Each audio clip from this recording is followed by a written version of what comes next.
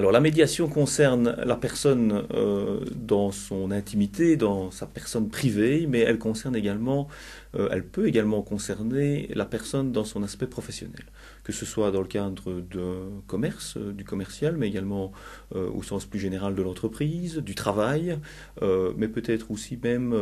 dans le cadre de voisinage ou de problèmes qui sont, je dirais, plus de nature privée, mais qui ne relèvent pas de la sphère privée au sens propre. Alors la médiation apporte également un outil de résolution des conflits, de dépassement des conflits, en offrant aussi un espace de dialogue, peut-être plus spécialisé par rapport à la connaissance des règles qui régissent les relations, qu'elles soient commerciales ou professionnelles, mais qui permettent également d'envisager une solution qui dépasse ces règles. Les règles, le droit apporte des solutions et c'est le juge qui décide de ces solutions en application des règles. La médiation dépasse ces règles et vise à rencontrer les intérêts professionnels de chacun. Et on voit qu'on touche même parfois à la sphère privée parce que les intérêts professionnels et les intérêts privés sont parfois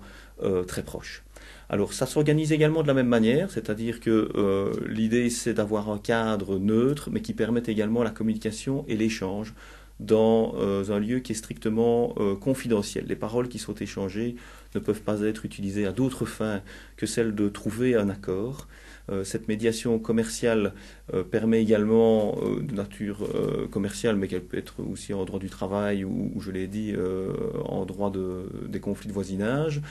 permet également de trouver des solutions qui, à terme, à tout le moins réconcilient des personnes qui se trouvaient en conflit et parfois même développe de nouveaux centres d'intérêt, c'est-à-dire de nouvelles collaborations qui étaient insoupçonnées, puisque si on a été en conflit avec un partenaire professionnel, avoir résolu ce conflit, c'est aussi avoir éprouvé son partenaire professionnel et peut-être partir sur une base plus solide vers un nouvel avenir de nature professionnelle qui soit profitable à chacun et encore plus solide qu'il ne l'était précédemment puisque le conflit a été dépassé. Et donc cette médiation dont vous venez de parler a tout son sens dans un cadre, qu'il soit professionnel ou privé. C'est finalement une manière de gérer le conflit qui est finalement plus profitable à chacun, puisque les intérêts de chacun peuvent être rencontrés vers un intérêt commun qui permettra d'assurer un avenir plus serein et plus profitable pour tous. Raison pour laquelle nous sommes en train de promouvoir cette médiation dès que possible et autant que possible.